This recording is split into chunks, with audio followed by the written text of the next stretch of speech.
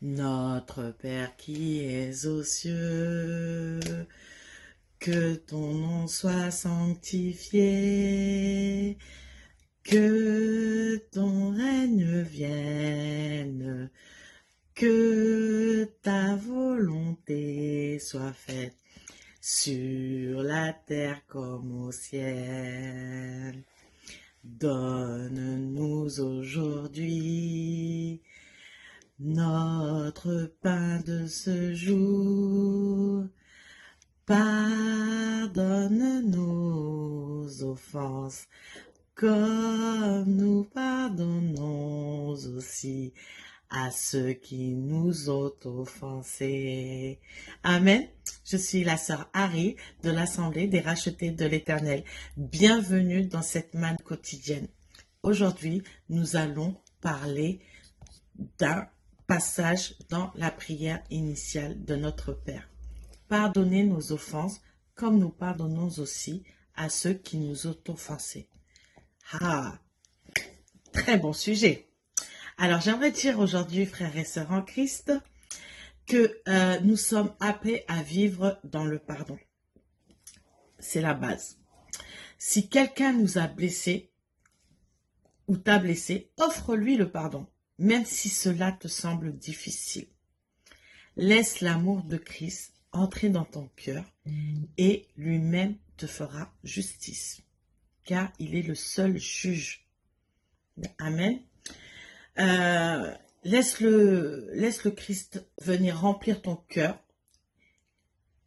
Ainsi, tu seras témoin de sa grâce.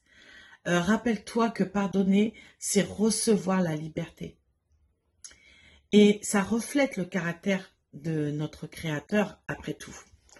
Il est dit aussi dans Matthieu 6, au verset 15, « Même si vous ne pardonnez pas aux hommes, votre Père vous pardonnera pas non plus vos offenses. » C'est-à-dire que vous ne pouvez pas venir dire cette prière initiale en demandant au Créateur de pardonner tes offenses et que toi-même, tu n'es pas parti pardonner à ton frère et ta sœur qui a été créé comme toi, comme moi, selon l'image et la ressemblance de Dieu. Amen. Il est dit aussi dans Luc, donc on va aller dans Luc 23,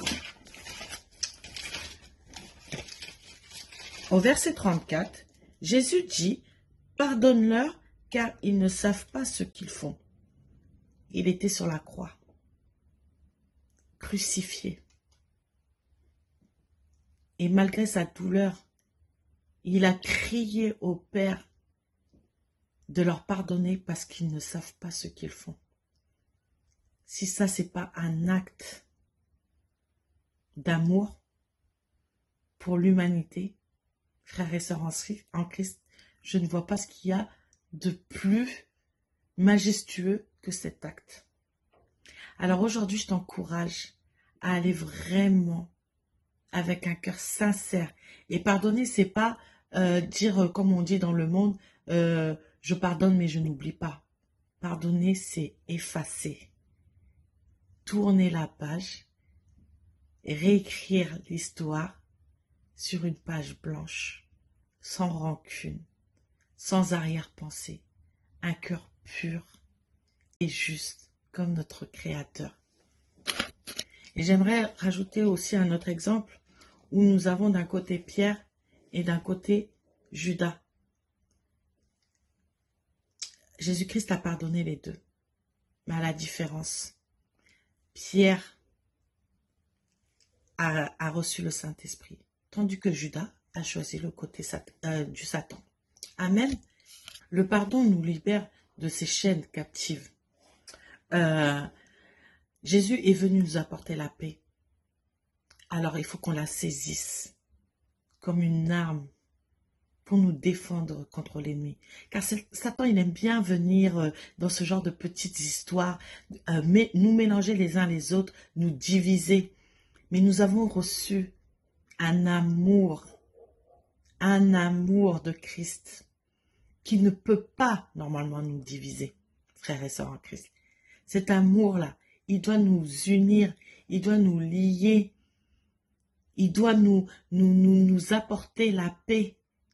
Alors, aujourd'hui, j'aimerais te dire, après ce moment, appelle la personne avec qui tu as une petite histoire ou avec qui, ou peut-être vous vous êtes sûrement mal compris, va lui demander pardon avant tout.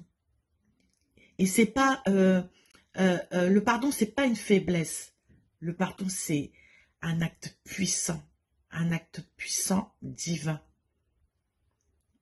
Alors aujourd'hui, je t'encourage vraiment à méditer sur ce moment afin de te remettre en question. Et nous sommes trop petits dans ce monde pour ne pas pardonner à ton prochain. Quoi qu'il t'ait fait, plie genoux, fléchis genoux, demande à Dieu de t'aider à ouvrir ton cœur afin que tu puisses ouvrir ta bouche et aller demander pardon à ton prochain. Et lui, il viendra te faire justice. Nous devons aller refléter cet amour dans le monde entier en Christ. Amen. C'est cela qui va nous transformer. Nous sommes transformés par cette prière initiale. J'aimerais dire aussi que vivre dans l'amour et dans la liberté et le pardon de Christ, il n'y a rien de mieux.